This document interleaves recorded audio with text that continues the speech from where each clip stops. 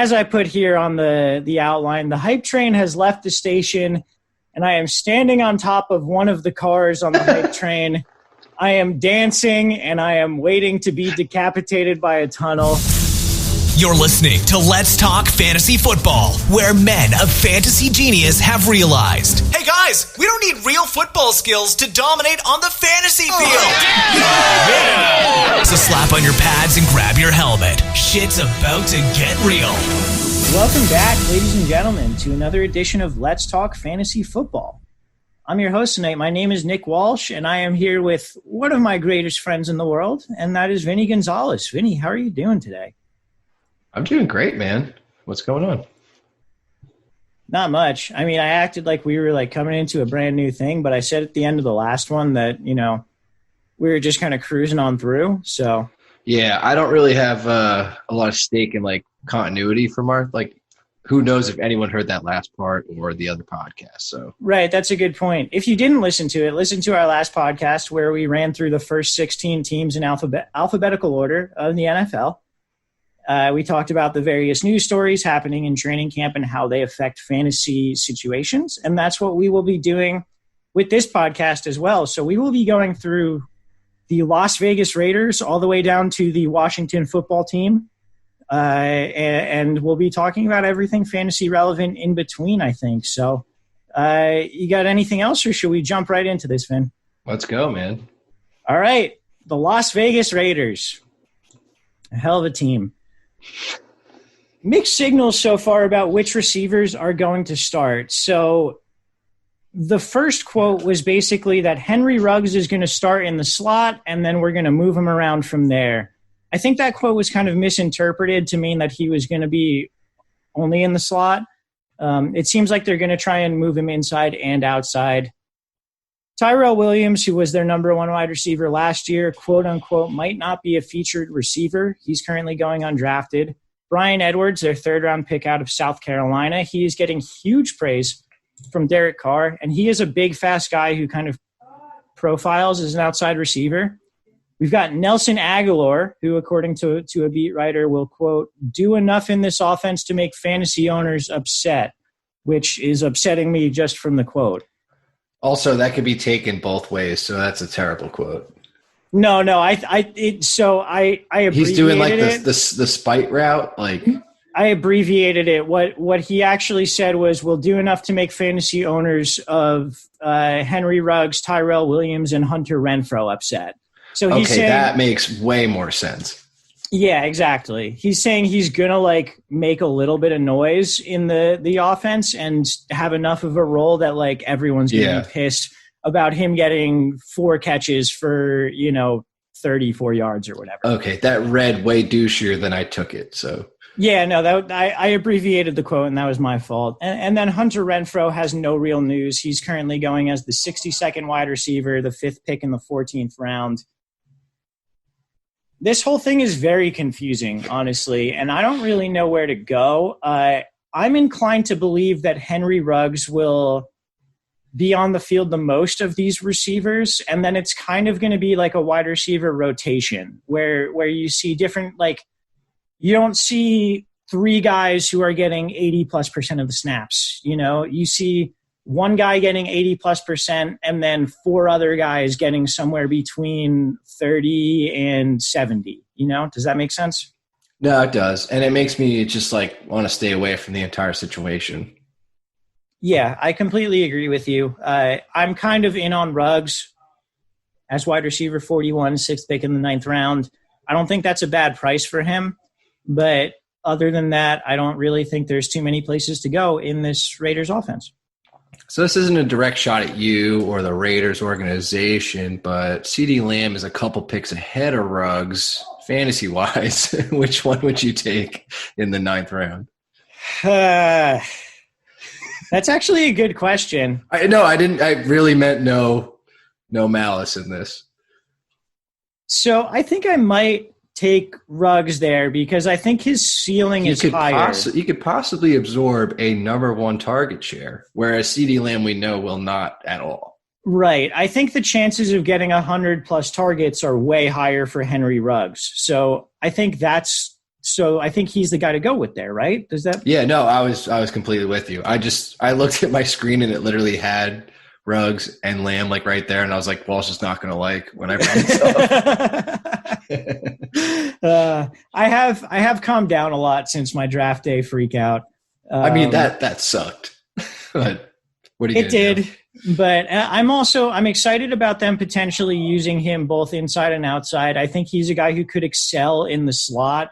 He really, at Alabama, he did excel as a guy who was like running slants out of the slot and, catching it and going, as opposed to being necessarily just deep threat down the sideline type of person. So I'm glad that they see enough in him to try and use him in that way as well. Yeah, fair enough. All right, let's go to the Los Angeles Rams. I know I said I did this all in alphabetical order. I was surprised that the Los Angeles Rams were listed ahead of the Los Angeles Chargers in the alphabetical order. I don't understand why that is, but I just kind of followed it. That's wrong. Yeah, no, it's definitely wrong. Whatever, we're going to go with it. So for the Rams, Josh Reynolds has run ahead of rookie Van Jefferson as the number 3 wide receiver. Obviously Cooper Kupp and Robert Woods are going where they probably should in drafts, which I guess is like the 4th, 5th round. Is that correct? They're both 4th round picks. It's the same sort of situation as last year, except all 3 Rams wide receivers were like late 2nd, early 3rd round picks. Now they're both mid 4th. And Brandon Cooks is obviously gone. And Brandon Cooks bumped down. Yeah. On a different team. But so do you think Josh Reynolds is worth a late round flyer as maybe a guy to consider as your last pick in the draft type person? I don't think so, just because I don't think the Rams offense necessarily has that volume or appeal that it did a couple of years ago where Josh Reynolds could possibly boom. I think he has a lot of value as someone who's a waiver wire guy and injury fill-in, anything like that to help you get through a week, sometimes with some duct tape. Other than that, I don't see like any sort of breakout role for him outside of injury to either Cooper Kupp or Woods. Yeah, I think I'm kind of with you. And my follow-up question, which you pretty much answered, was, is the 3rd wide receiver on the Rams even a valuable position anymore? And basically what you said, and I think I agree, is no, it's not a particularly valuable position right now. And then really the next valuable wide receiver spot for them is the tight end with the 2 fucking, what do they got? Higbee and Gerald Everett. And it'll be interesting to see if they run a lot of 12 personnel this year. If they do, I think if they do decide to run a lot of 12 personnel, it's going to downgrade Cooper Kupp. That's a reason why I'm not actively targeting him in the 4th round, because Kupp excels in the slot against the zone coverage that you see in the slot, but he is not nearly as successful against the man coverage outside. And I think if they run a lot of 12 personnel, maybe as their base personnel, that's really going to affect Kupp. And so Woods is the guy that I'm targeting as the Rams. I know we didn't put that in the outline or whatever, kind of a tangent, but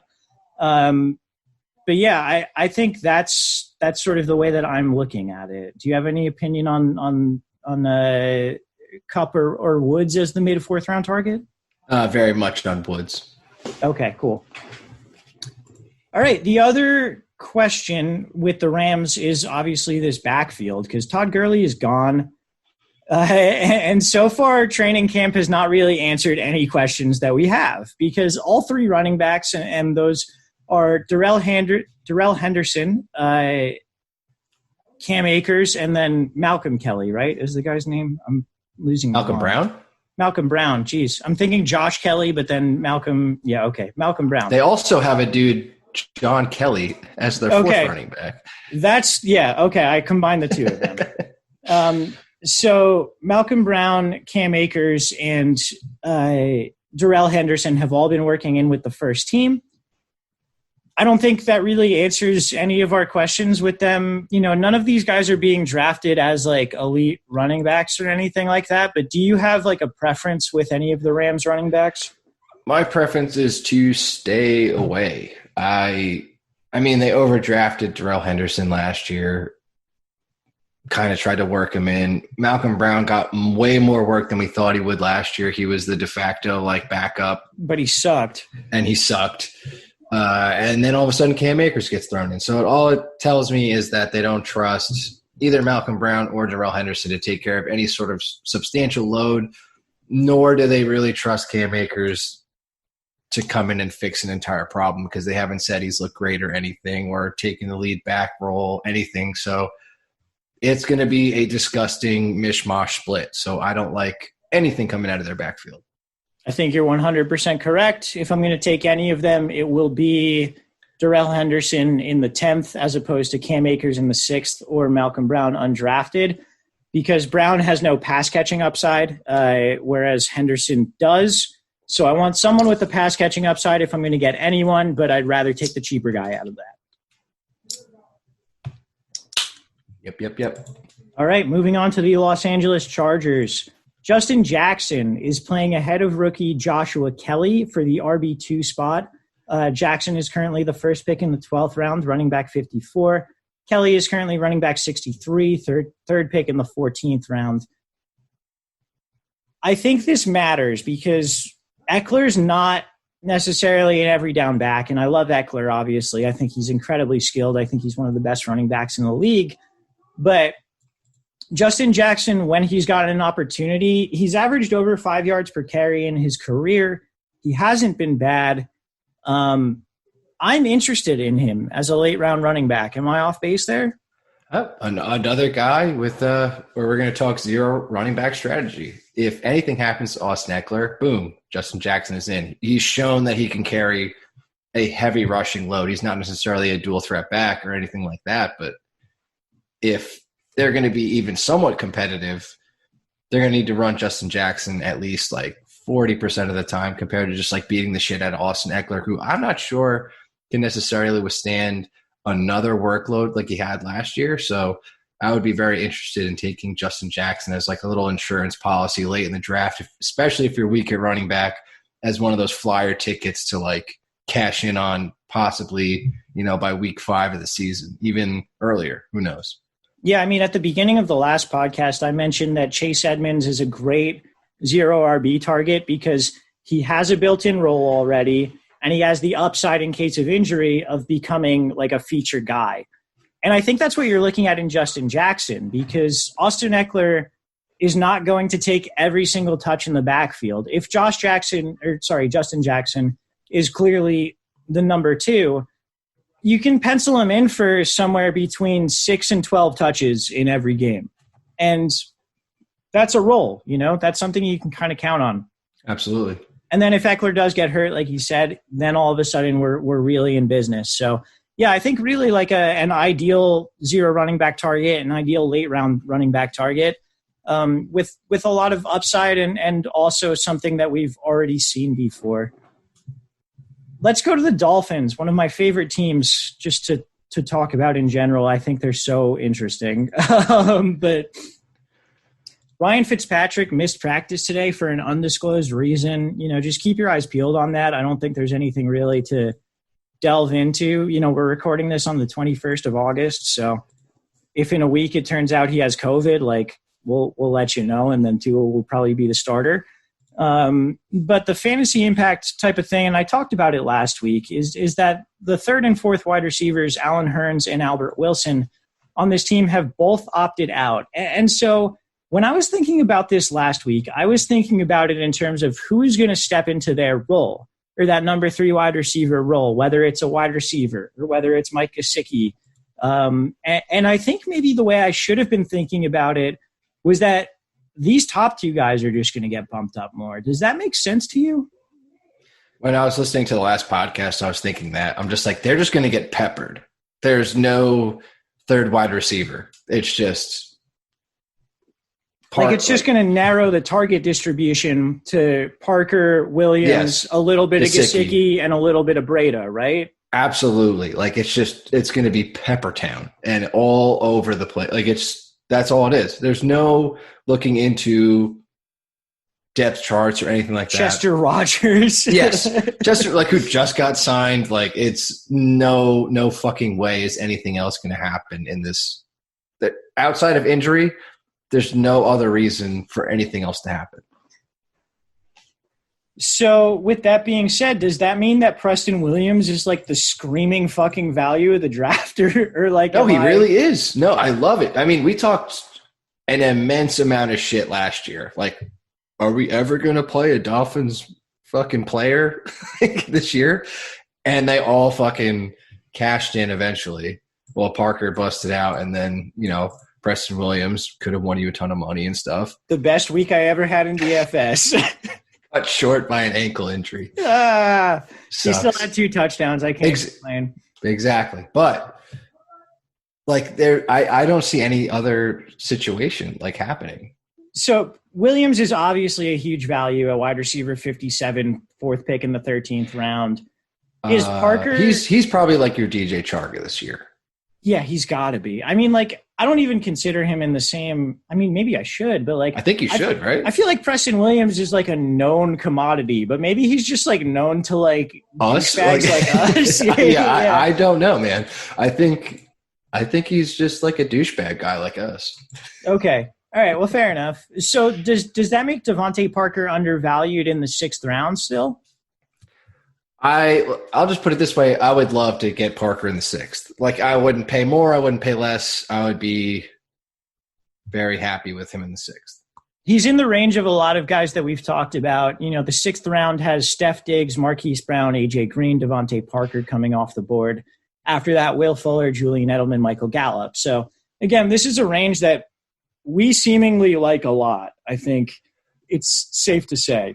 Absolutely. I just think the targets that he's going to see above the other guys in this range and other guys who have injury concerns too, not to say that he shouldn't, but like, I just think the upside here is too much for him in this round. Like, I think it's just a massive steal. Should we be more concerned about Tua replacing Fitzpatrick than we are? Because I think both of us are thinking about this as Fitzpatrick is starting the season. Therefore, we're thinking about it as he's the quarterback for Parker and Williams. Does Tua replacing him have a negative impact on them, or enough to make it less of a value, do you think? Or am I like galaxy braining this? It could be a little bit of galaxy, but it's not something that you shouldn't think about when you're drafting him, Like, it's not overthinking it because it's going to happen eventually. It could happen as early as week 2. It could happen as late as week 8. So we're not entirely sure of like the range of outcomes there, but it's something to think about. But I also think it kind of doesn't matter because I think Tua is going to target him anyway. Yeah. So I still think they're just 2 dominant players on this offense. So I think he's going to target them regardless. Yeah, I mean, my opinion on the quarterback situation is that Fitzpatrick is a DGAF quarterback, so that's good for the wide receivers, and that Tua is actually a good quarterback. So that's also good for the wide receivers. Right. So, but he's also green and a little, coming off the injury. So there is cause for concern. But when you're looking at taking one of these guys as it is, you're taking him to be someone that's going to be targeted on a bad team who's going to be down all the time. It's not going to change if Tua is the quarterback. So right. I don't think your opinion should change so much that, you're off of them all of a sudden. Yeah.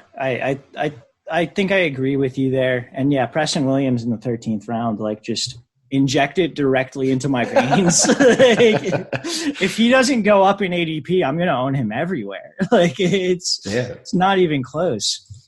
All right. The Minnesota Vikings. So per the Athletics, Chad Graff, who is a beat reporter for them, Justin Jefferson is the clear number 3 behind Adam Thielen and Olabisi Johnson. Now, Justin Jefferson be good. That could be good if he plays slot.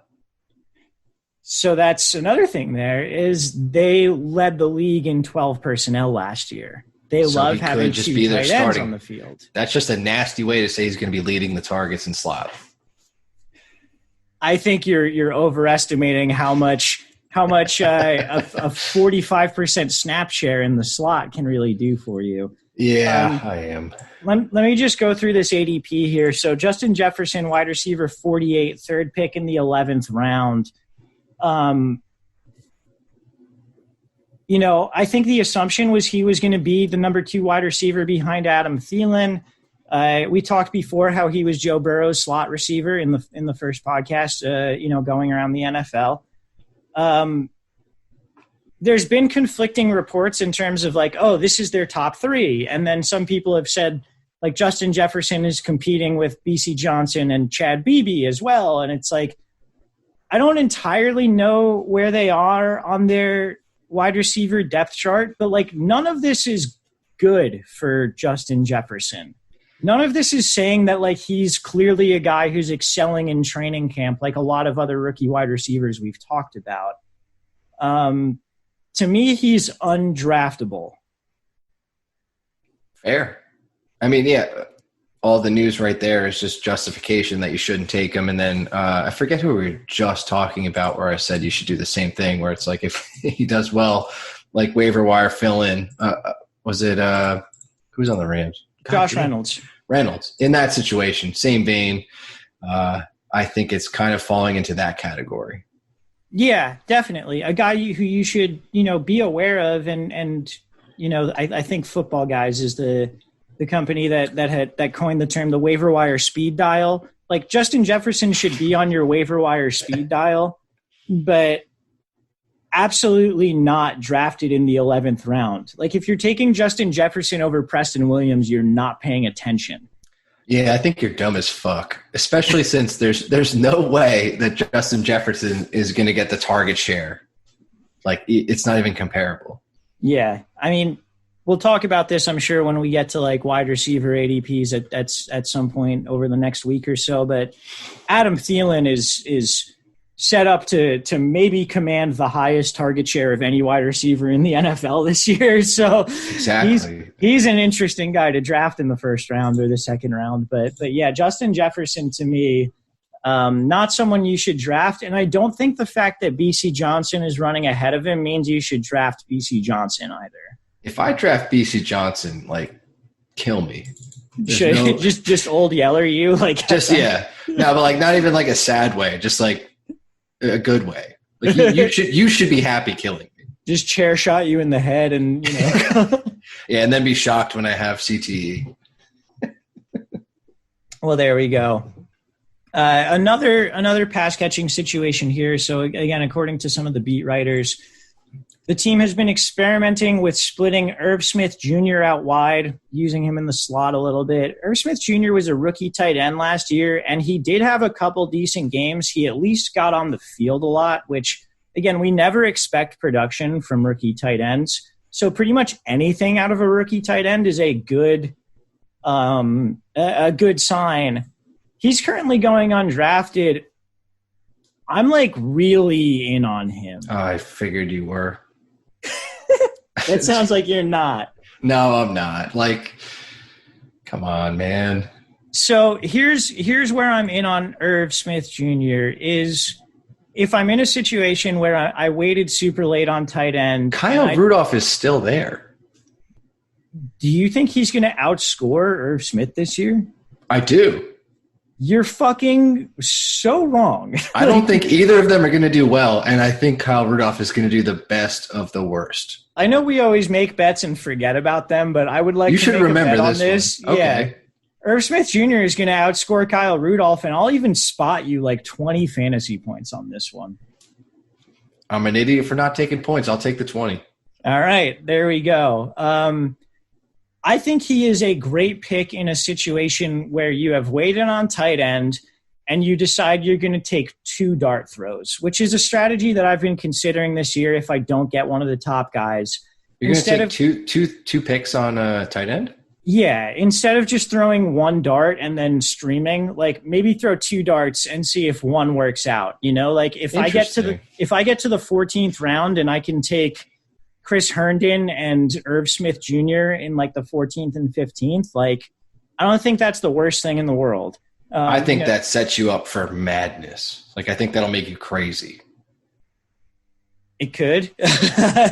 You're talking about an Adam Gase tight end. This is very situational, but let's say you nailed that draft and you have an Adam Gase-led tight end and then a Mike Zimmer second-string tight end. What are you going to do week to week? My thinking is if I'm taking a super late tight end, and not that specific situation because, again, but if I'm taking a super late tight end, I might as well throw 2 darts and hope that one of them hits instead of throwing 1 dart, you know? Like, I think Irv Smith is a good guy to take in like a 2-dart tight end draft strategy, if that makes sense.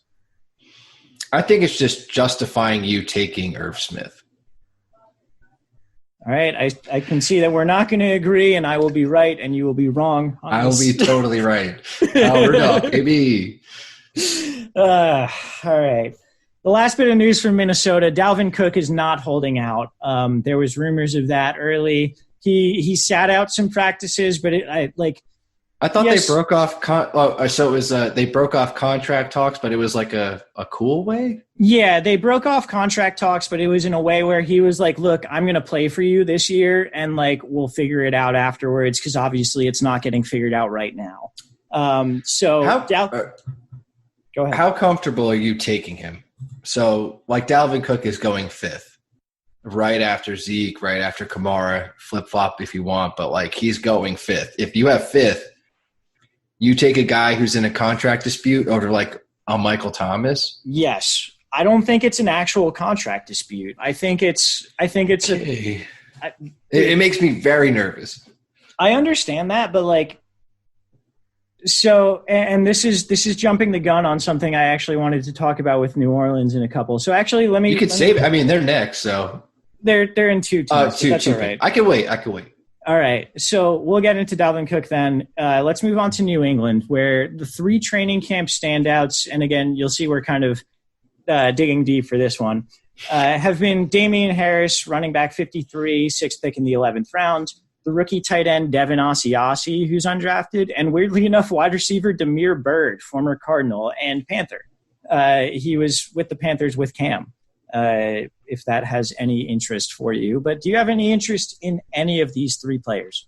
No. I'm actually, like, realizing I'm avoiding more Patriots than I mean, fuck, I do this every year. Like, I talk myself into them, then I talk myself out, like, very quickly.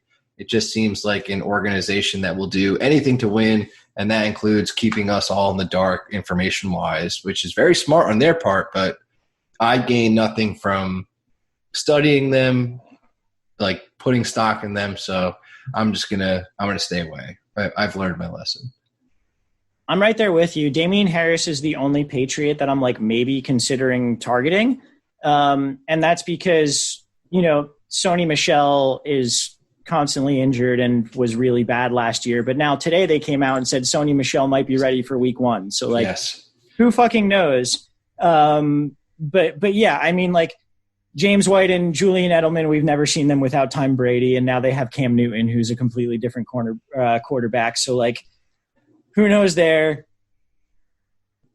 Yeah, I'm not really actively targeting any Patriots. It's more of an enigma than it was when it wasn't an enigma, which it was still very much an enigma, which is exactly what they want. Right. It was an enigma because Bill Belichick before, and now it's an enigma because Bill Belichick plus they have all new people. Exactly. So it's like, I'm sorry, but I can't even pretend to know what I'm talking about. So I'm really stepping away from this one. Like, By admitting that you know nothing about the Patriots, you might have had the most intelligent Patriots take of anyone of the entire offseason. It's just like I can't eat. Like, I love Cam. I love Edelman. At times, I've even loved Sony Michel. It's just like I can't – there's no possible way you can commit to any of this. Like, full throttle commit. You can't say they'll be top 10 at anything. Either. Sony Michel, Cam – Julian, like if you said they were all going to be top 10, there's no possible way you could say that. Sony Michel, I think you should avoid with everything in you. He's the one where I'm like, stay the fuck away from this guy. The other ones, I think it's kind of like, if they fall, like maybe, you know, but not actively targeting really anyone. Yeah, it's a stay away, a big time stay away. All right, so let's move to New Orleans, where, again, not too many stories for them. So Alvin Kamara stated that he, quote, tore his knee, unquote, in week 6 of last year and dealt with it all season. He rehabbed this offseason and is healthy, but he did not require surgery. So, one, I don't know what the fuck tore his knee means in that situation, because normally when you tear your knee, you need surgery. But that's what he said. And he also says he dealt with it last year, which Alvin Kamara was one of the most efficient running backs in the NFL his first 2 years in the NFL, and he was not efficient last year. So, like, this kind of jives with what our eyeballs were seeing last year. Now he says he's good. Again, he didn't get surgery, but he says he's healthy. He's currently going RB3, 5th pick in the first round. But realistically, the first 5 picks in the draft are, as we alluded to before, Christian McCaffrey, Saquon Barkley, Ezekiel Elliott, Alvin Kamara, and Dalvin Cook. So let's talk about these top 5 running backs, rank them, and figure out where we're comfortable. The first 2, I think, are like very obvious, and we don't need to do that, right? It's just 3, 4, 5. We're set, yeah. All right. So starting with Zeke and then Kamara and Cook, where do you rank these guys? Zeke, Kamara, Cook. Okay. I think I agree, but I might switch Kamara and Cook. I'm not entirely sure. And the reason that I say that is Zeke, when I looked at the top 5 point per game running backs last year, Zeke and Cook were the 2 most consistent. Because week in, week out, they each had somewhere between like 60 to 75% of the snaps. They each had about 18 touches. They got both rushes, goal line rushes, and targets. Sorry, I was losing the word. And so they were just very, very consistent. They had a high floor, but not the highest ceiling as some of these other guys had. And I like that. I like that a lot this year. I want that safety. I really, really want to have Zeke give me 18 to 22 touches a game and give me somewhere between 14 and 20 fantasy points every single week. Like I crave that. Yeah, I was going to say, I think like solidifying, it just be a McCaffrey, Barkley, Zeke. Like I don't think there's any competition between the top 3. Yes. The question is Cook, Kamara, which is what we're going to talk about. Right. So I guess Cook and Kamara both have injury history now. Kamara, I think, has like the usage question where like, is he ever really going to get that top tier usage? But Cook seeds some touches to Madison as well. I think Cook has the higher floor. I think Kamara has the higher ceiling on a better team. And I'm really having a tough time deciding between the 2 of them. I don't know. Do you have any insight there? Or? I lean Kamara just because I think the Saints are really fucking good, and I think they're on a just get it done on a more consistent basis than the Vikings are, who are kind of up and down with Kirk Cousins leading the team. And I don't know. It's like the Cook. Maybe it shouldn't be as big of a factor as I think it is, but the contract thing still bothers me. Yeah, I think you're overrating that like really hard. It drives me fucking insane. I don't know why, but I also think just Kamara is better than Cook, flat out. Okay. Also, the amount of touchdowns that Kamara should have had last year and just didn't, and was still top 10. I know people were let down last year, but we talked about it several times as like the year petered out or early on in this offseason. Like Kamara scores 3-4 more touchdowns. No one's even saying a word about him. So yeah. And if you buy that he was playing hurt last year, then like there shouldn't be a goddamn worry in the world unless you think he's still hurt. So. Yeah. And like, I just keep thinking like you're in the twilight of Drew Brees' career. So you're going to want to like use all the firepower you have. They have like one of the best fucking rosters I've ever seen. They're set up for a championship run. So I don't see a reason why Alvin Kamara should be taken after Cook. I think it's getting easier and easier for me to take Kamara over Cook. That's fair. To illustrate how I feel about them, so within our league of record, our main league, I finished 3rd, which means I get the third pick of draft slot within the league. So my assumption is that the first 2 people will take 1st and 2nd pick because that's what a smart person would do this year. You would guarantee yourself McCaffrey or Saquon. I don't know if I'm going to take the third pick, the fourth pick, or the fifth pick. I think I'm going to end up taking the third pick because You did this last year, though, and kind of fucked yourself. Yes, I fucked myself by getting Saquon instead of McCaffrey by assuming yes, you dicked around and you fucked with like a little like you just got to go as early as possible and take the guy you want, Walsh. Right, and I think that's what's going to end up happening for me because I do think I'm going to end up with Zeke a quarter tier ahead of these other two guys. Yeah. But I don't think there's that much of a difference between Zeke, Kamara, and Cook. I think and I do think there's a huge difference between having a top 5 pick and not having a top 5 pick. And maybe that's the point that I'm trying to make. Anybody with these in a top 5 situation is way better off than anybody else that's behind them. Yeah. If you have a top 5 pick, you should be taking one of these 5 running backs. And if you don't, then do whatever the fuck you want, but don't fuck around with Michael Thomas or anything else or Derrick Henry ahead of these guys until those 5 running backs are off the board. I think we can also agree though, right after these 5, it is Michael Thomas. I think you can make an argument for Derrick Henry, but I would never. I think it'd be Michael Thomas over Henry 9 times out of 10. That's fine. And again, that's the thing is I think the top 5 picks are obvious in some sort of order. And I think after the top 5, all hell breaks loose. No, I completely agree. I think that's the problem. This year we have no basis. It is absolutely wild. The season is in 2 weeks. It's nuts.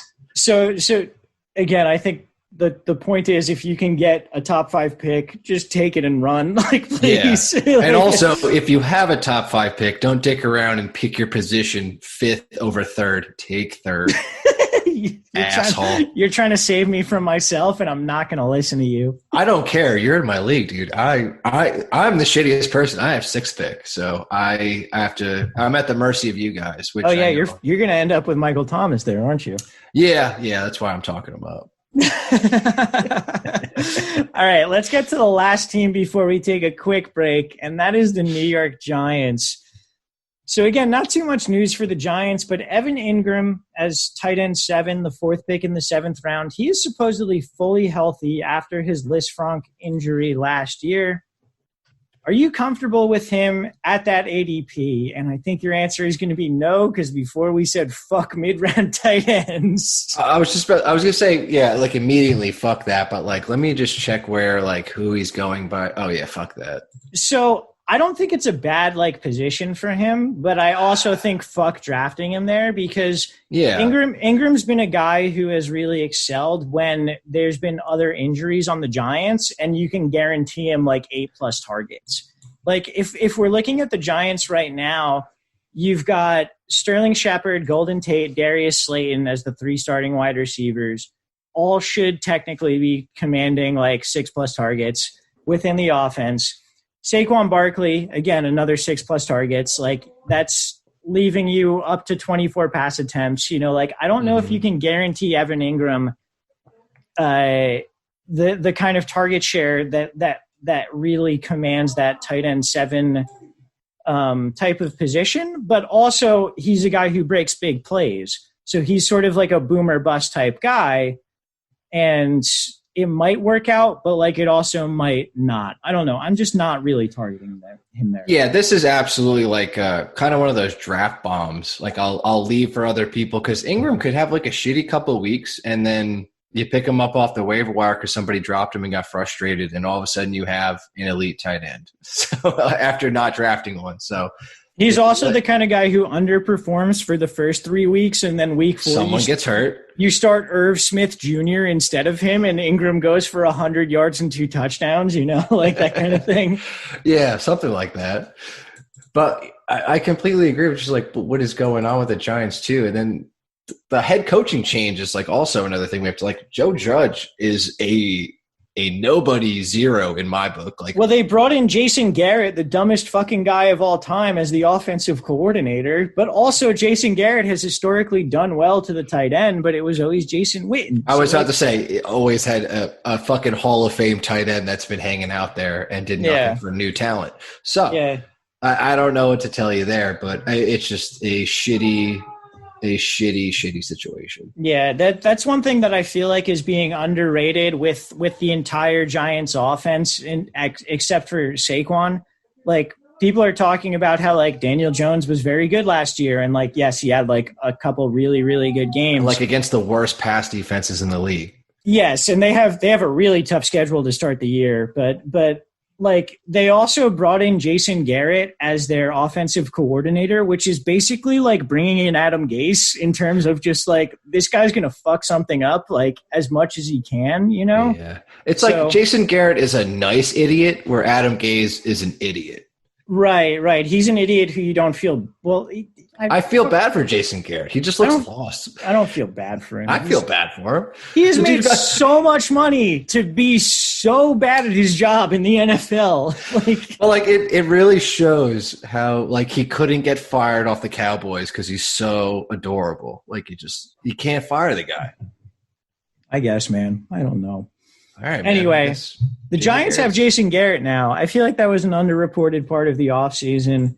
Also, the Joe Judge thing is like completely. Yeah. No one is saying, who is this guy?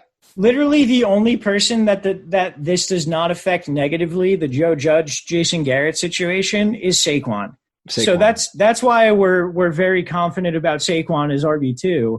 Well, even if he pretends to be like Bill Belichick light, at least he knows that he has one of the best running backs in the game. I mean, look at the Jason Garrett years feeding Zeke, you know, like that's fine with me. And then also if they get down, Saquon can catch passes. So like completely cool. The rest of the offense, just I don't know really how to project, and I'm not targeting any of it. Unless Joe Judge is like, we're down 30. Let's get Deion Lewis like 7 catches in the fourth quarter. That's what Bill did. Oh man, that would be a fucking hell of a thing, wouldn't it? This team is a joke. I'm taking the under right now on the Giants. This is a disgusting team. All right. Well, we have 8 more teams to go, and we will be back with those in just a moment. We are back, and we are ready to talk about the last 8 NFL teams in the alphabetical order. So let's get moving with the New York Jets. I find myself getting way too high on the Jets, and this is a problem for me, and I'm aware of it. I know it's an Adam Gase team, but look, man, Sam Darnold had mono last year. That was I feel like that's a season you can write off and just continue from there. Chris Herndon was suspended for the first 6 games of the year. He came back. He didn't really play because he always had hamstring injuries. Ryan Griffin played ahead of him. But fast forward to this year, Chris Herndon is, according to the coaching staff, the clear starting tight end and is expected to line up in the slot, in line, maybe out wide sometimes. He is currently going tight end 17, 11th pick in the 13th round. As I put here on the outline, the hype train has left the station, and I am standing on top of one of the cars on the hype train. I am dancing, and I am waiting to be decapitated by a tunnel. Am I wrong for being – and I will preface this by saying last year I was also all over Chris Herndon, even though he had a 6-game suspension. Am I wrong for being back on Chris Herndon? No, I mean, that's probably one of the better takes we're going to have out of the Jets is that you should hop on Chris Herndon because, 1, he's going so late. 2, he's really good. How many rookie tight ends get over 500 receiving yards in their rookie year? It's none of them. But he also didn't really play. That's what I'm saying. Well, he did that. He got over 500 yards in his rookie year. That means you're a good tight end. Good rookie tight ends don't happen. Chris Herndon was a good rookie tight end. It's just like the whole I couldn't tell last year if Adam Gase was being a dick or like protecting Chris Herndon. Like I hate Adam Gase. I understand that completely. It's one of those things we have to deal with as just like always. I want to be so high on the Jets for like everything. Okay, let's put this into perspective. We're high on the Jets for fantasy output, not win output. Right? Please say yes. Yes. Yeah. I mean, I don't think the Jets are going to do shit. And I think even if like they play badly, that's better for Chris Herndon. Well, no, yeah. I mean, that leans into our point as like these guys could be a fantasy gold mine because they're going to be playing catch up or from behind constantly. Yeah. My thing with Chris Herndon is rookie tight ends are never good. And he was good as a rookie tight end. So even though year 2 of his career was a complete waste due to suspension and then him coming back hurt. Yeah. The coaching staff has said that he is their starting tight end. And we will get into this afterwards, but they have injuries all over the wide receiver position. They're not necessarily a team that is going to be able to roll out 3 or 4 wide receiver sets and have everyone be a name that you will know. So Chris Herndon, to me, gets even more opportunity based on that. I'm in love with him. I'm going to draft him everywhere. I drafted him last year with a 6-game suspension, and I was off of him this year until they said he was definitely the starting tight end again. And now I'm right back there, and I will probably pay the price for trusting Adam Gase on this one, but I'm going to do it. Yeah, I'm trying to figure out if you're going to like Wile E. Coyote, just like the imprint on the top of the train tunnel, or you're going to like limbo it like Bugs Bunny. That's the question. that is the question. And I don't know the answer to it, but I'm going to find out this year because I'm all over him. But also like in a year where tight end is just dog shit, why not? If you miss out, take Chris Herndon. I mean, dude, he's going behind TJ Hawkinson, who we already said don't draft. He's going behind Jonnu Smith, who, like, I'm not touching. I don't know why people are touching him. Yeah, like, everyone's like, oh, he's going to be the number 1 tight end. And it's like, motherfucker, No. Did you watch the end of last year where him and Anthony Ferkser split snaps? Like, this is – What are you doing? Yeah. But, I mean, like, yeah, I don't know. He's a great late-round tight end target, I think. And I alluded to the wide receivers being injured. So they drafted Denzel Mims. He's out with a hamstring injury right now. Vincent Smith, who was going to start in his place, is out with a core injury. He is going to require surgery, I believe, and be out 4 to 8 weeks. I should spell my name like that. With the Y? Yeah, I like that. The Y and the I is great. VYNCINT. Oh, yeah. You do IE and he does YI. He is so much cooler than you. Yeah, man. This is like leagues above me. Anyway, Sint. He has a core injury and he's not going to play. So they signed Chris Hogan, which I don't think we should give a shit about. No. They're currently playing a guy named Jeff Smith as the third wide receiver. Jeff spelt completely normal and Smith also spelt completely normal. I don't really have any opinion on him, but Jamison Crowder is going wide receiver 43, 9th pick in the 9th round. He is supposedly the clear top wide receiver on the team. And we know that Sam Darnold, his rookie year, loved the slot. And again, I think we can throw out last year for Sam Darnold because he had mono. But he also loved Crowder during that time. Exactly. So we can throw out his bad play, but not maybe his tendencies. So Crowder is money to me in this area. Like, I absolutely love Jameson Crowder here. Yeah, I mean, I like him as well, but I'm also scared because I've been a Jamison Crowder truther for like probably 5+ years at this point, and it's never truly panned out. In what sense of like a truther do you want to be? Like, do you want to be a top 10 wide receiver? No, maybe just like a top 24, you know? And I feel like he's been that multiple times. I don't think he has because I would know, but he's. I don't have the stats to back this up, but I'll be back. Let me look at Fantasy Pros. So I feel like he's always come out of or from behind or out of nowhere as like Crowder last year was 26, not 24. Fuck you. Still, he's right there, dude, and you know it. Shut up. Yeah. Let me look at 2018. He's probably still super close. Sorry, baby. not clicking the correct buttons. Crowder was 87 that year, but he was hurt. He only played 9 games. And I think the year before that he was still with Washington, and I don't think he ever got to that point. So actually, 26 is way higher than I would have had him last year. And again, you're getting him at wide receiver 43, and we assume that his offensive line will be better, his quarterback will be better, and his defense might actually be worse. Absolutely way worse. So Walsh, he's going literally around the CeeDee Lamb, Henry Ruggs, fucking Mecole Hardman range. So in 2017, he was wide receiver 33. That was also with the Jets. So that's right. So I was technically right. That seems to be his spot. I am technically right, but you are realistically correct in terms of the point you were trying to make. Yes, thank you so much. I think we've reached a common ground here. And now the hard discussion comes. Round 9 comes around. CeeDee Lamb, Henry Ruggs, and Crowder are all on the board. What are you doing? So the safest play is obviously Crowder, right?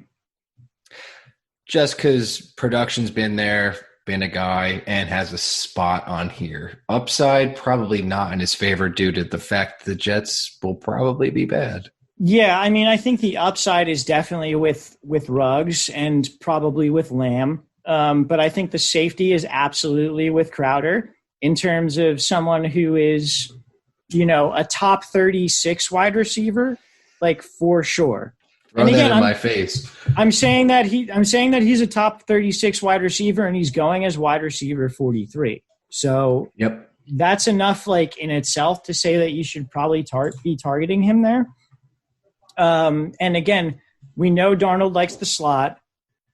I think Darnold is going to have a much better year than last year in terms of his performance because of the mono and also because his offensive line should be better. I don't know if his offensive line will be good, but I don't think it can be any worse. And they did actively make moves to try and make it better. They signed George Fant at right tackle, as well as I think they signed a guard.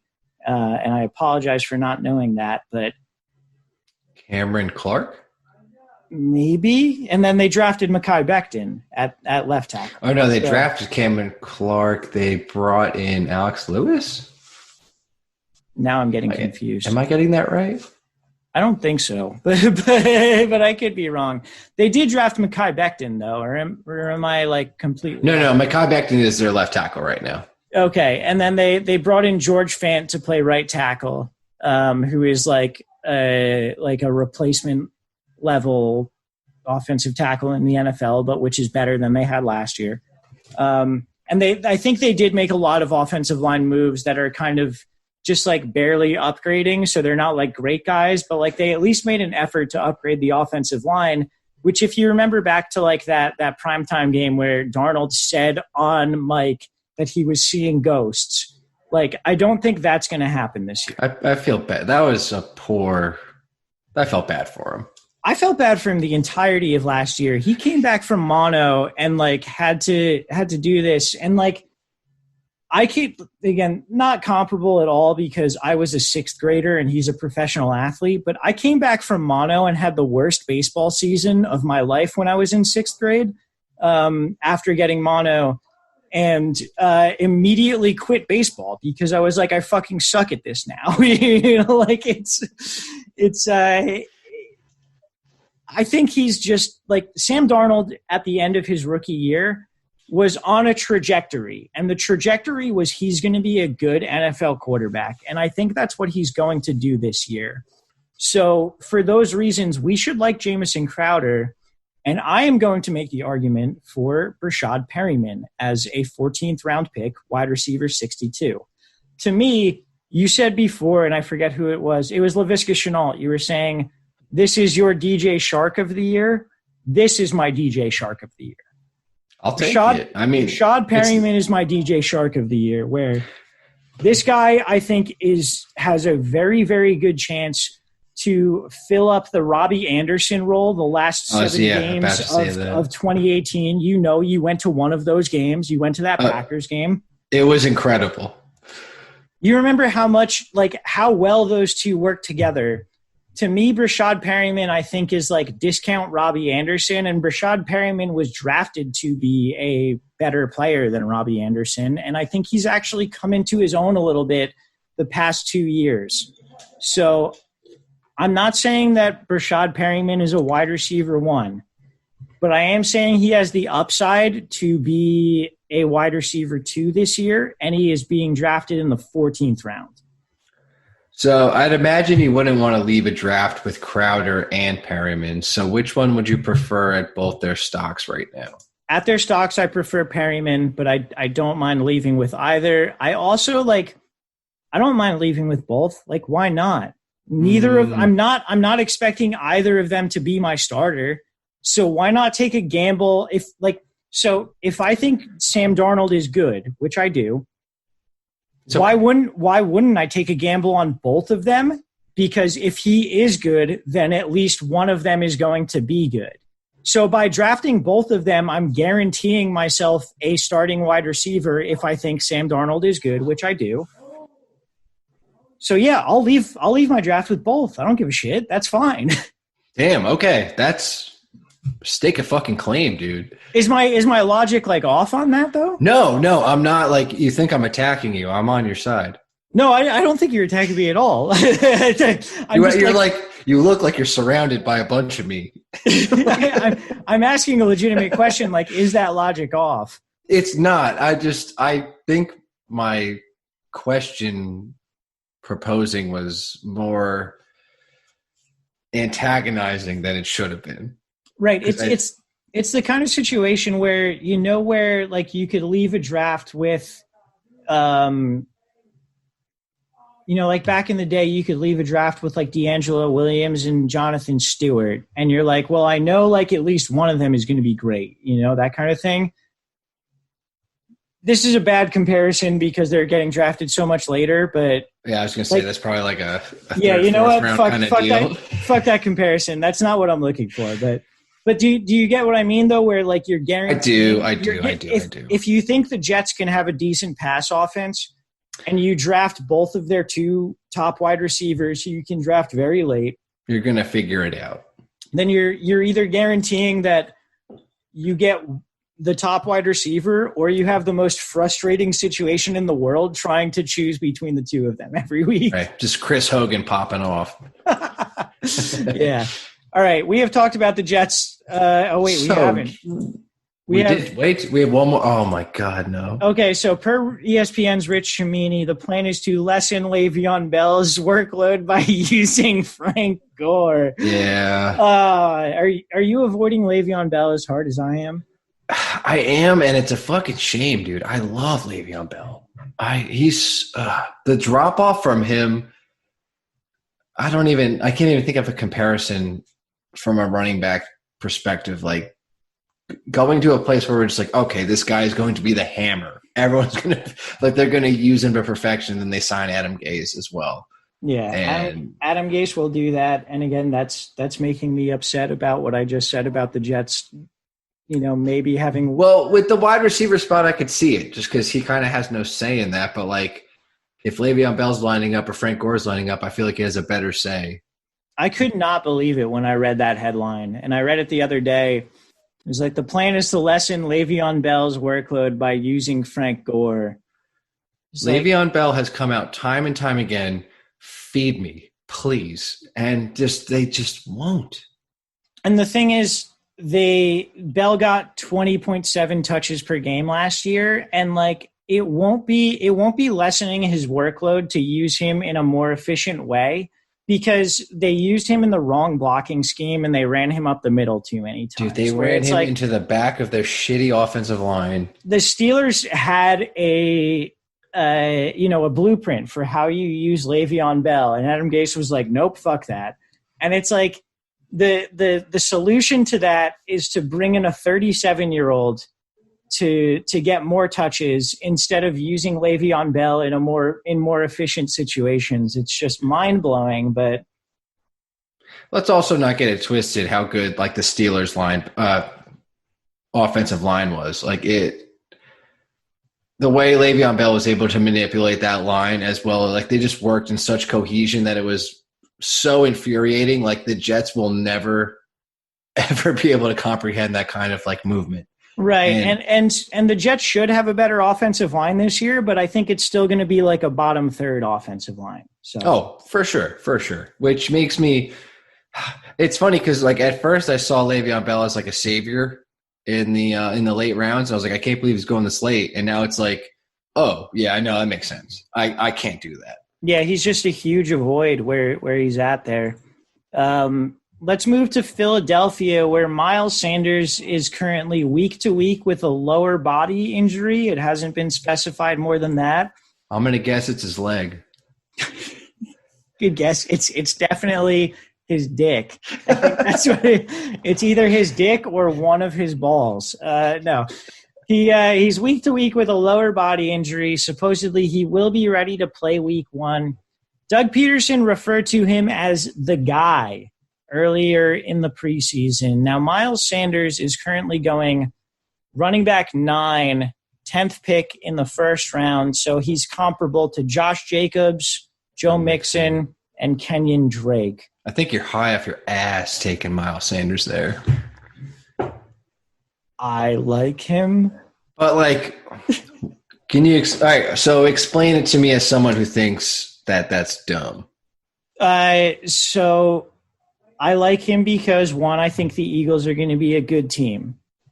2, I think he doesn't have concerns in terms of running and pass catching work, where Josh Jacobs does in that sense.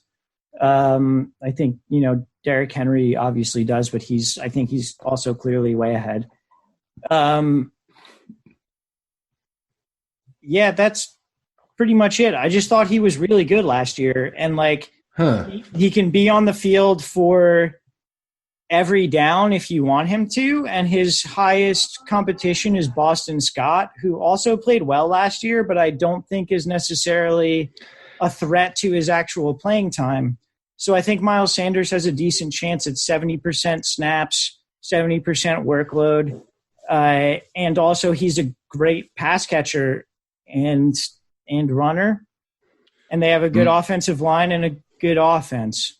My problem with this is that Doug Peterson has a real problem committing to a one-back system, even if it is just 70%.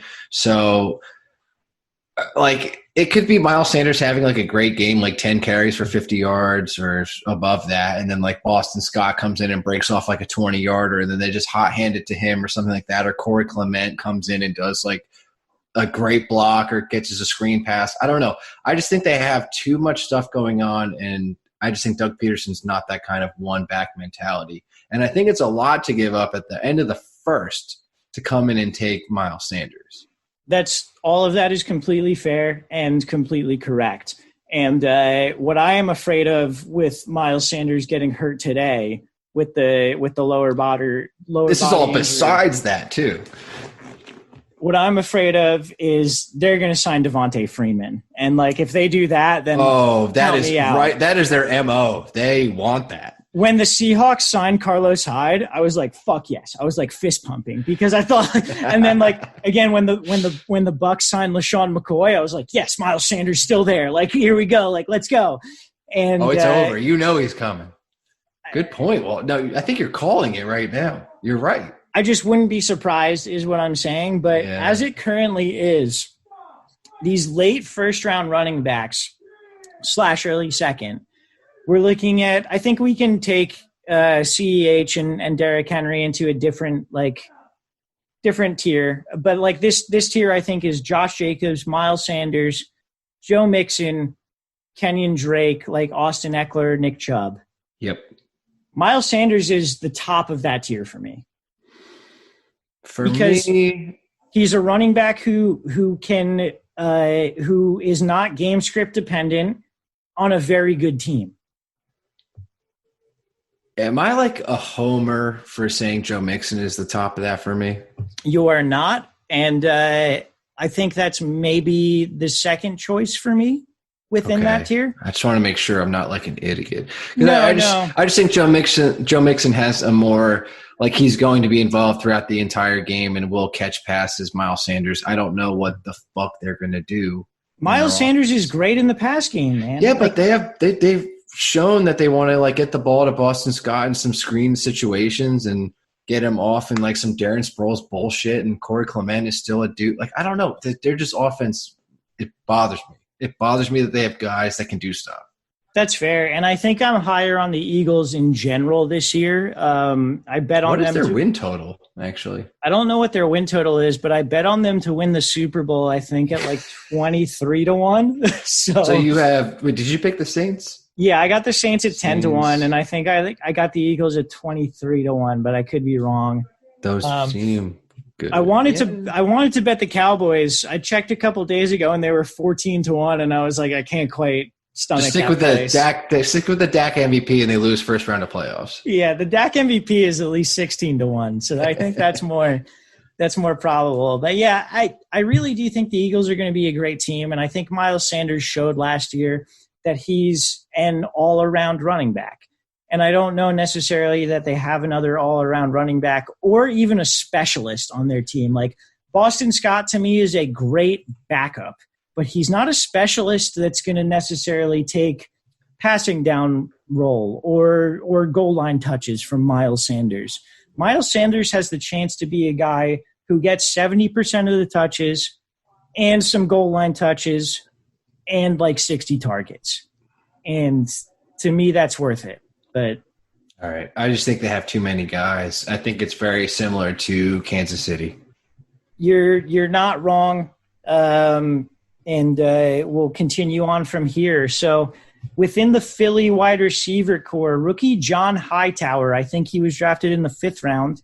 He has impressed, and he apparently could beat out Greg Ward as the 3rd wide receiver for week 1. So Greg Ward was very productive towards the end of last year. He is, of course, the converted quarterback from Houston who played wide receiver and was really, really key for the Eagles going down the stretch last year. And if you played him in fantasy, was very, very productive for you. Now, the reason I bring up John Hightower is because if he starts, and I think Alshon Jeffrey is not going to start this year, though they haven't actually said completely. Like still on the pup, yeah. If he beats out Greg Ward, their wide receivers could be Deshaun Jackson, burner. Jalen Reagor, burner. John Hightower, also a burner. And Philly obviously understands the importance of speed because they traded a draft pick for Marquise Goodwin, who is opted out due to COVID. But like Philly understands the importance of speed because they haven't had it when Deshaun Jackson and Mike Wallace before him got hurt. And I think they're almost like overcompensating for speed a little bit, but this could be like it's the importance of having like Dame Lillard and Steph Curry on your team, like to shoot threes, is the importance of having John Hightower, Deshaun Jackson, and Jalen Reagor there. Are you at all interested in John Hightower as like a flyer, or do you want to hear more here? I'd like to hear more. My opinion is I really have not thought too much about their wide receiver core outside of like Ertz, really, honestly. So I'm like in love with targeting their wide receiver core late round because Jalen Reagor is currently going wide receiver 46, 9th pick in the 10th round. So basically like all these guys are free and you get your pick of the litter. Yeah, Deshaun Jackson is wide receiver 52, 11th pick in the 11th. Like no one's gonna do that over like an upside pick of like Reagor or Hightower. Well, I mean, I would because Deshaun Jackson is, if he's healthy, he's Deshaun Jackson. But I mean, Hightower is just I'm intrigued because I think it like. Do they play the Washington football team week 1? I don't know. What is their early season schedule like? He murdered like just Deshaun Jackson murders that team. Right. I'm intrigued because their offense is so fast after not being fast for like a while because like Alshon Jeffrey is just a box out guy. And like they obviously have the 2 tight ends who are good, that kind of thing. They do play them. That secondary ain't shit. Oh man, dude. And dude, Deshaun, that's a DFS play. Yeah, Jalen Reagor and Deshaun Jackson might be like DFS like dart throws that you just like pump in. I mean, dude, Deshaun Jackson last year threw up 40 points and then never played again. Like that's what I mean. Dude, use him while you got him. Like and all he does is burn when he's playing division. That's it. I've never seen him pop off during a non-division game ever. Yeah. I'm just intrigued about this whole Philadelphia wide receiver core because I think they could be very fast, and I think that could open things up in the seams for Ertz and Goddard.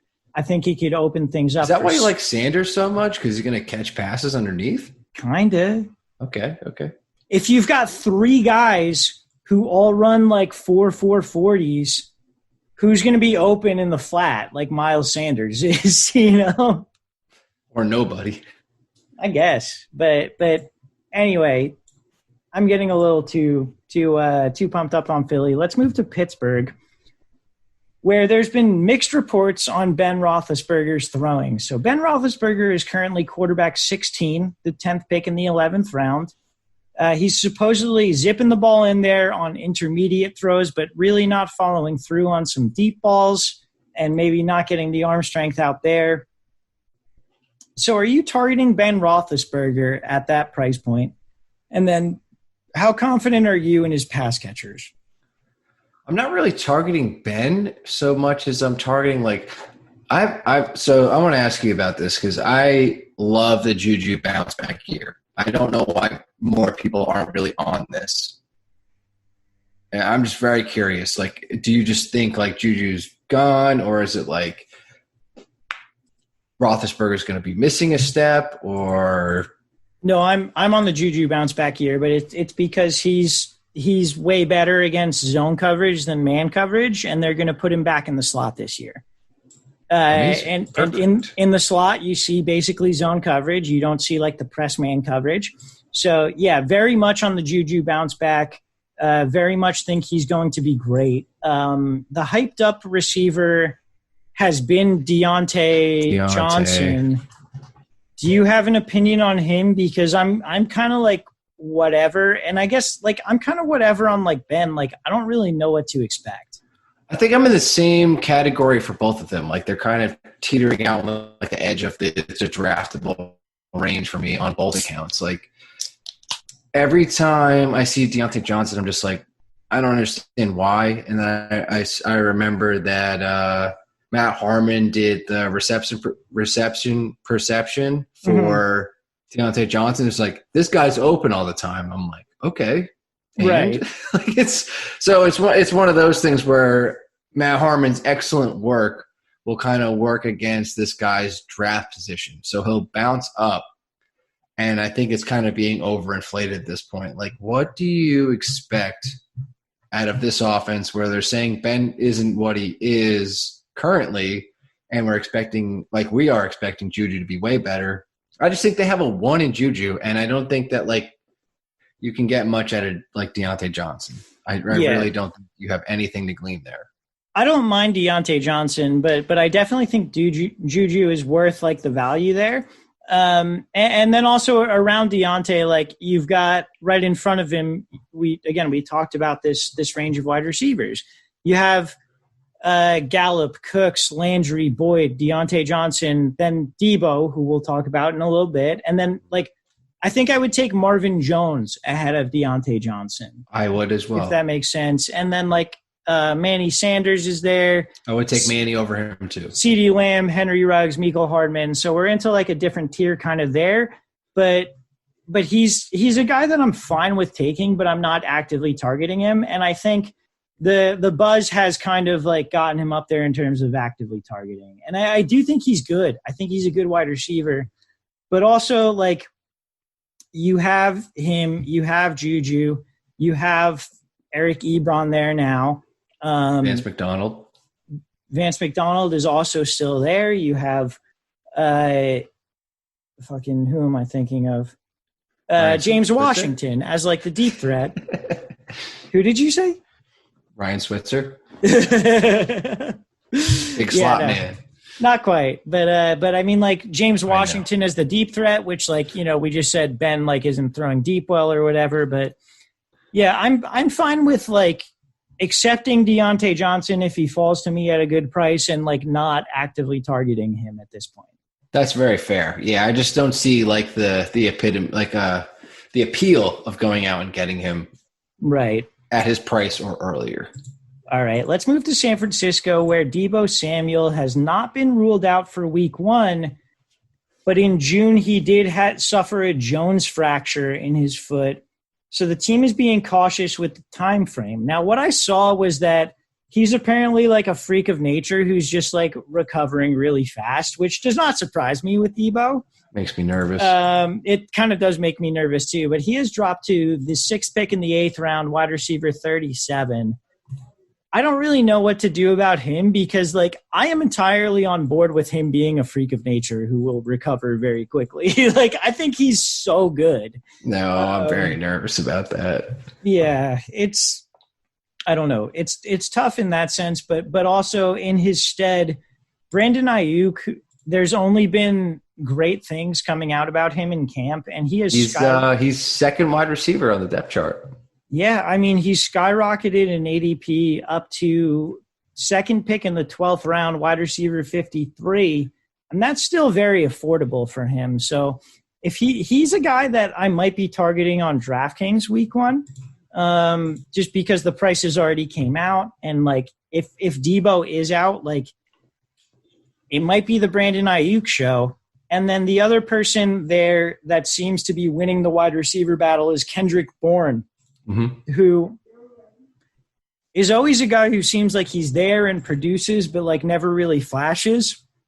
And maybe that's what he is, but that's a useful guy if he's going to play. If Kendrick Bourne is the number 2 wide receiver on the field for the San Francisco 49ers, he should be owned in every format. And he's currently not getting drafted. Now, I completely agree. And then the other like guy who's fallen out of grace is Dante Pettis, who's like behind those two guys, which tells a lot comparative to like last year when he was very draftable and also started by me week 1. What? I drafted him in like 5 out of like my 10 leagues. Like I was very blinded. I don't even know what I was blinded by. Just probably by me talking him up, but I don't even know if it was your fault. I would love to blame it on you, but I think it was just my fault. It just didn't click, and he's also still there, which means we will play a lot of Brandon Ayuk, and then Dante Pettis will just go off. Yeah, I mean, Dante Pettis has supposedly had like a good camp so far, but I'm not buying that in terms of him like – all the reports out of it is that Brandon Ayuk is the number 1 for right now until Deebo comes back, and that Kendrick Bourne is the number 2. So I'm interested in those two guys. Deebo, I don't know where to really value him in terms of drafts go because, look, he's got the same injury that Trent Taylor, a guy on the team, had last year who people were kind of hyped about, right? Mm-hmm. And it kept him out the whole year. A Jones fracture is not like a small thing, but also apparently Deebo is like a freak. So again, like I don't know how long you can say that for before drafting him. Yeah, I mean, I'm not going to draft him in the 8th round because currently he's going in between Deontay Johnson and Marvin Jones. Like, I'm not going to take him there, but like, so like. Let's say you have a guy who's suspended for 4 weeks. Yeah. You're already not drafting this guy until like late 10th past that. A guy with an undisclosed amount of time on an injury that sucks, I don't think you should even waste a pick on. You're completely correct. And this is the same sort of AJ Green situation last year where I completely faded him. And what kind of brought me to it, I was looking down like the ADPs, And I was like, would I draft him over Brandon Ayuk? And I wouldn't, you know? No way. So, and you got an active guy. Maybe we get new news, and maybe Debo's going to be back sooner or whatever. And obviously that changes everything. But yeah, right now I think you draft Ayuk he's going in the 12th. I would draft him in like the 10th. And you draft Kendrick Bourne in like the 13th, 14th, 15th, that kind of thing. And I think you're doing pretty well for yourself. And I think Debo's injury, not that, like it really elevates too many other people, but if you were nervous about taking Kittle in the mid-second, don't be. Question. Mm-hmm. First tight end off the board, Kittle, Kelsey. Kelsey for me, but Kittle not far behind. I mean, I think that's what everyone else is doing. Yeah, and I wouldn't be surprised if Kittle finishes as tight end 1 this year. I just think Kelsey has he's done it longer, I think for the reasons we were just talking about, Kittle is going to be a more sought-out commodity in his offense. You're actually making me think now. And like maybe I No, like I mean, it's suicide to be the person that has the option, which is like you can only pick wrong. You can only pick wrong if it's like Kittle or Kelsey in your spot. But like, I think Kittle has everything going for him to be the number 1 tight end. I also think that Kittle will be Garoppolo's favorite target, and I also think that the Niners are going to have to throw more than they did last year. After being masterminds of the run last year, I think most teams are going to be trying to shut that shit down, even though, they lost. Actually, no, they have most of their shit back. Their defense is going to be worse. Their secondary is going to be worse. And so I think they might have to throw a little bit more. And dude, if you give me like 49ers Saints games all the time, oh my God. Yeah, I mean, it's going to be an interesting year for that. That game was incredible. If Kittle is, I say he's tight end 2, but like I can't argue with him at tight end 1. And now you're making me think about it more. And maybe I do want him tight end 1. I love George Kittle so much, but that's the thing. Like I like the dude, and I think I might be biased because of how much I like him too. Like just the environment seems to be like he is the number 1 option on his team, whereas like Kelsey kind of takes backseat to Hill. I mean, not like that's a huge thing. Bold call though to take Kittle over Kelsey. I think. Oh no. That's exactly what I'm saying. It's incredibly bold, but I think it could possibly be the right choice. I'm not going to say you're wrong because I don't disagree with you, but it's difficult to differentiate between the two. So let's talk about the Niners running backs. Jerick McKinnon is back from the dead. Is he? And he is getting rave reviews in camp. They're saying he's going to be the 3rd down back. He's currently going running back 61, first pick of the 14th round. To me, this doesn't make me want to draft Jerick McKinnon, but Raheem Mostert at the 2nd pick in the 5th round, running back 26, is an absolute no way. And Tevin Coleman, 6th pick in the 8th round, running back 39, like I just don't give a shit about, basically. Why would I touch this shit if it wasn't even valuable last year when we knew what was going on?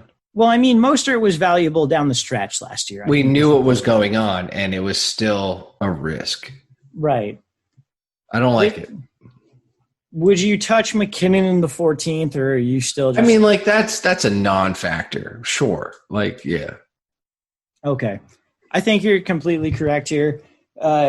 If you're drafting Mostert in the 5th round, please don't. Please stop doing that because that sucks. What are you doing? Yeah, don't do that. Just to break it down in terms of situation, they say they want Jerick McKinnon to be the 3rd down back. So for 1st and 2nd down, if we have a 60-40 split between Raheem Mostert and Tevin Coleman, you're looking at maybe 140 carries and like 20 targets for Raheem Mostert. and that guy's being taken in the 5th round. Like what the fuck, dude? It's so stupid. Don't do it. Yeah, please don't do it. Please avoid this whole situation. Target the San Francisco passing offense, not their running offense this year. I know that seems counterintuitive, but no, I think you're totally right. Starts with George Kittle. Yeah, George Kittle, Brandon Ayuk, Kendrick Bourne, maybe Debo if he goes long enough, but probably not. Dante Pettis for sure. I think I took Dante Pettis in like the 5th last year. I think we both fucked that up royally. In the brick draft, I took 4 49ers, and it was. Oh, I remember that. Oh, it was Kittle, it was Pettis, it was Coleman, and the 4th must have been Garoppolo, I would think. Or maybe it was like Mostert, or maybe I don't know. It might have anyway, been Mostert, actually. Yeah. Yeah. It doesn't all right. matter. Let's move on to the Seattle Seahawks. They really haven't had a ton of stories coming out of camp. So the biggest one has been Philip Dorsett has been impressing in camp. He projects to be the wide receiver 3 for the team. Now, DK Metcalf and Tyler Lockett are both currently top 5? Top 5 rounds wide receivers. Yeah. So DK is going at the end of round 4, Tyler Lockett mid-round 5. Do you have any interest in Philip Dorsett as like an outside deep threat while Shark is on the other, or sorry, not Shark, Metcalf is on the other side and Lockett's maybe in the slot? Not really. I think no. I don't think so. Good stuff out of camp. Like Philip Dorsett was like highly touted when he was drafted by the fucking Colts. Like it was no big deal. Like, yeah, I think he's a good wide receiver, but never used appropriately. And like, I think the Patriots used him as best they could, honestly, with the shit that they had going on. And I think he made the most of that situation, but I don't think he's going to really bring too much to this offense. Like I think Metcalf is set, Lockett is set. And I think if you were to upgrade Philip Dorsett at all into this like target share, you're dropping Metcalf and Lockett both out of their ADPs. And I think if you think that Dorsett is going to do anything, you can't draft Metcalf or Lockett. Because if you think that Dorsett's going to do anything, they won't do too much because I don't think there's enough for him. Right. You're correct in that there's not too much to go around, but I think what Philip Dorsett will do is he'll have maybe 3 to 4 weeks where he has like a fantasy playable game, but there's no way that you're going to predict it. And what he's going to do is just make the offense better as like a whole. You know, he's again the guy. He's the Kyle Korver who stretches out to the 3-point line and makes the whole offense better by being able to stretch out to the 3-point line. But the correct way to attack this offense is by drafting one of Metcalf or Tyler Lockett. So, yeah. If Philip Dorsett has a couple of good games, don't worry about it. You're still drafting the 2 correct people in the 5th round. I very much agree. Walsh, who do you like more, Metcalf or Lockett? That's a great question. I think I like Lockett, but I'm like very, very unsure. I think I'm with you. It's like I know I should like Tyler Lockett more, but I want to like DK Metcalf just as much or more. Yeah, I think Lockett, higher floor, lower ceiling, Metcalf, lower floor, higher ceiling. And I think that's all this passing offense has. Like that's just those 2, and then you got, Wilson and Carson, and you're set. Mm-hmm. Pretty much. I think so. Oh, and Greg Olsen will be a top 5 tight end. I am not touching a fucking Seahawks tight end. Why would you? All right, let's go to Tampa Bay, where after watching one practice, Peter King of NBC Sports thinks O.J. Howard will lead tight ends in snaps, and then fuck off, man. And then Gronk. Gronk is currently going 6th round, 12th pick, tight end 6. Do we buy this at all? And then I think realistic follow-up question, do Do you want Gronk at all there? Now, I mean, like, hold on. Let's talk about this like people. Like, you're really going to have Gronk on your fantasy team? Probably not, right? No. Right. No fucking chance in hell. And the people going above him are Darren Waller, Ertz, and then Andrews, who was debatable by us, but then, your dudes, Kelsey, Kittle. I don't see a reason to jump on Gronk like in the middle rounds. Like, even though we're talking about how shitty it is for running back, like there's no reason to hop on this. So the reason is he's the best tight end of all time. That's not a good enough reason, in my opinion. But no, it's not. That is the reason. Who's had 2 years off? A year? 1 year off, and his last year back here, he looked pretty bad. Pretty washed. He didn't look like Gronk. No. And what sucks is you have a guy who's been highly touted by the fantasy community and just football in general, OJ Howard, who's a fucking baller. Not to mention Cameron Brate's pretty cool. And I cannot get down with any of that. No, I'm avoiding it completely. I think both of us have talked about getting an early tight end or bailing until the late rounds. Completely, dude. This is what we're talking about. Is there a situation where Gronk ends up, and actually, you know what? I can make an argument for not taking him here. Is there a situation where Gronk ends up a top 2 tight end? No. There's no way he ends up better than Kittle and Kelsey unless debilitating injuries happen. Blake Jarwin, 2020. I'm not a huge Jarwin guy, but Herndon, he's fucking Blake Jarwin is right under Chris Herndon. Gesicki, Noah Fant, fucking there's just no reason to me. Austin Hooper. In the 6th round, when at Jared Cook, the last pick in the 6th round, I can take Devontae Parker. And you're going to tell me I should take Gronk over Devontae Parker? Eat shit. Absolutely not. I'm not burning a spot on Gronkowski. There's no fucking way. Yeah. All right. Let's move to the running back position for Tampa. Keshawn Vaughn, he's currently going running back 44, the 11th pick in the 9th round. Bruce Arians said he might start the season at kick returner.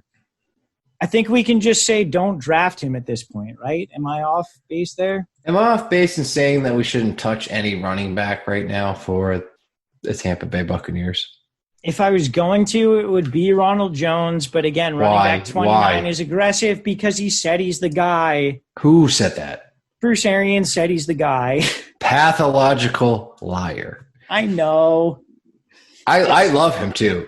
You are correct that the right strategy is just avoiding all Tampa Bay running backs, I think, at this point. So, I don't get me wrong. I love Tampa Bay, what they've been doing. I love Bruce Arians as a coach, but, he's very much a liar. You don't want to take you don't want to take a Ronald Jones and then, get fucked by the LaShawn McCoy pickup that they made 2 days ago. You don't want that. Midway through last year, he said Ronald Jones was the guy, and the next week he gave Peyton Barber 14 carries. So that's what I mean. He's a pathological liar. It's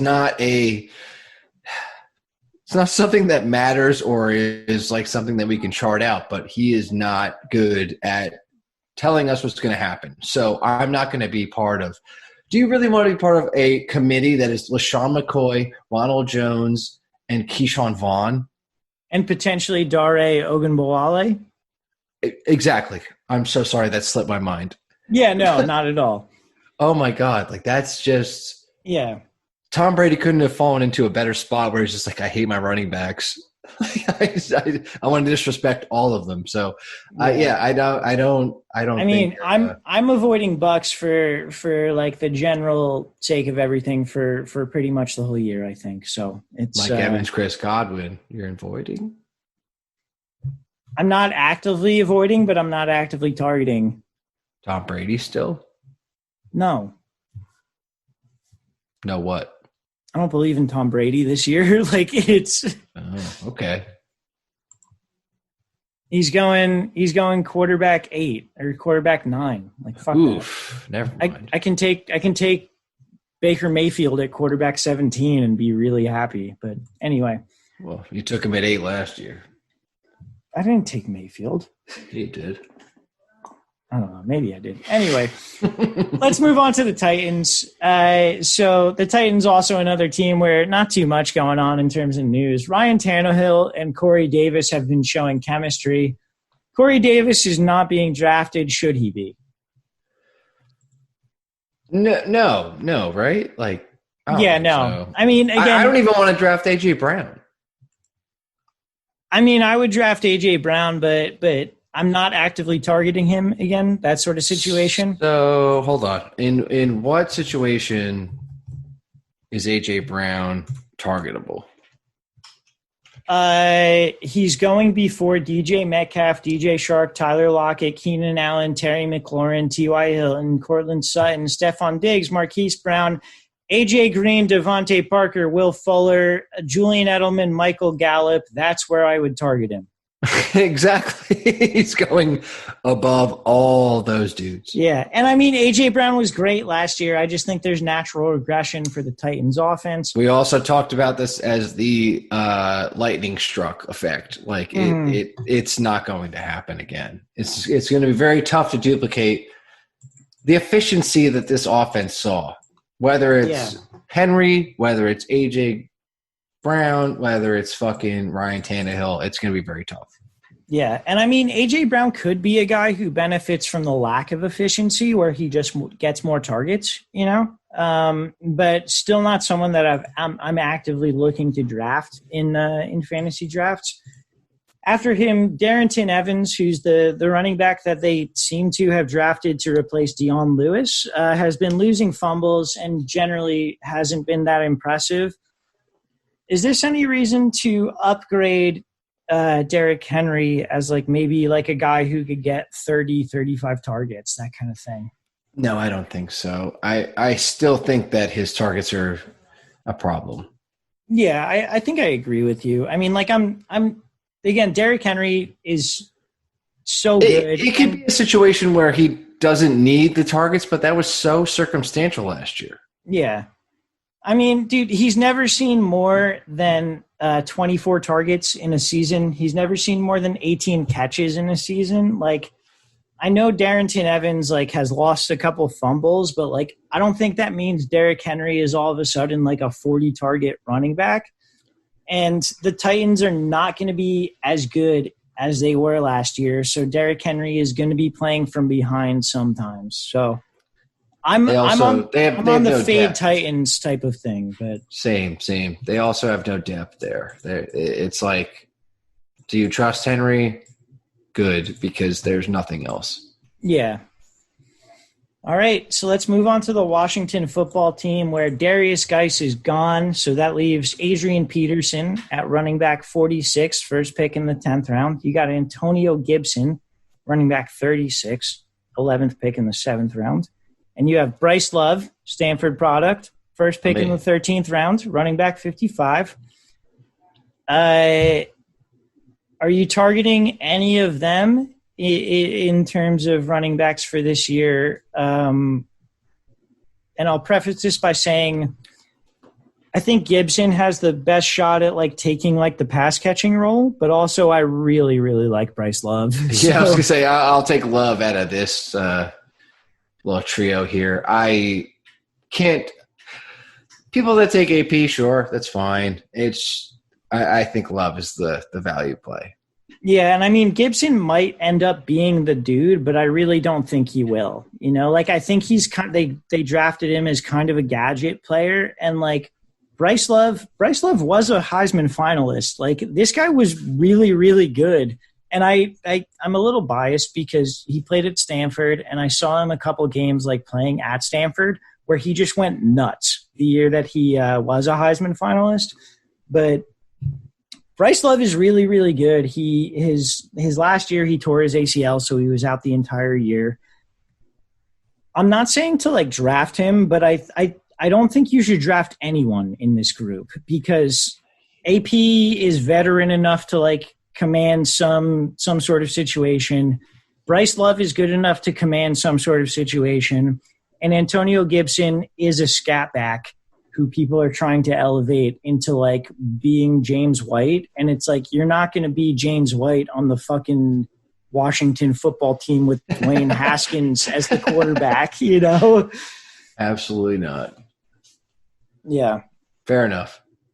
All right, and let's talk about the wide receivers here. So Dontrell Inman appears to be the favorite to be the second wide receiver. Obviously, number one is Terry McLaurin, who we haven't talked about, but I love Terry McLaurin this year. I don't know about you. I mean, there's nothing not to like. And he's so good. Very hyped up. And also, I think it's like one of the few guys where it's like, okay, this guy's ADP is skyrocketing because everybody loves him. And I think it's one of the more justified ones. Yeah, I mean, he's in between Keenan Allen and T.Y. Hilton this year. And for some reason, that makes sense. It does. It definitely does. And like, he's a really good football player, I think. And outside of him, Kelvin Harmon, who was a decent wide receiver last year for them, he got hurt. He's out the whole year.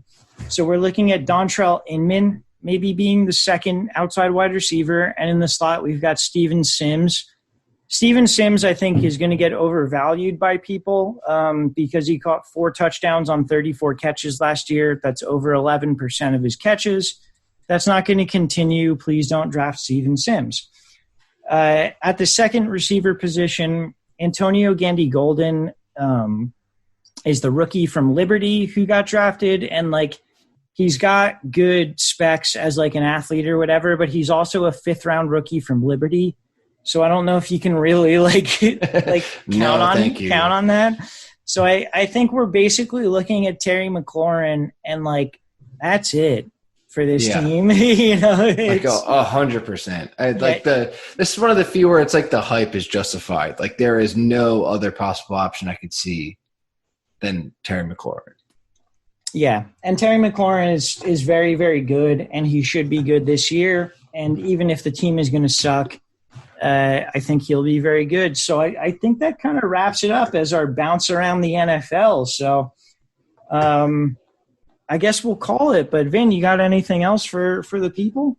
No, man. That was awesome. I'm glad we ran through or caught everybody up on the goings-on of all 32 teams. Yeah, if you guys missed the first one, we, I'm sure it's in your podcast feed on iTunes or Spotify or wherever else you're listening. But make sure you catch up on that. We will be back. We're going to have a ton of content over the next 2 weeks, getting up for drafts. I know Shrek is going to have some ADP content. I am hopefully going to have some team preview content. We'll see how that all works out. Vin, you got anything else or? No, man. I would say don't mock. And just, I swear to God, don't fucking mock and just look stuff up, research, listen to our stupid asses, and make sure you're ready for this garbage ass season because it's going to be a dickload of fun, and I hope it lasts longer than 5 weeks. Yeah, it's a weird season, and we'll see how it all works out. But hopefully it does work out for the best. I said at the top of the first podcast that we are in hell, but a hell apparently has an NFL season. So, that's where we're at, and that's I guess where we're going to continue to be at. So, thank you guys for listening in. We appreciate it. If you have any questions, reach out to us. For Vinny, I am Walsh. We are Let's Talk Fantasy Football. Later podcast. This has been Let's Talk Fantasy Football. Thanks for listening.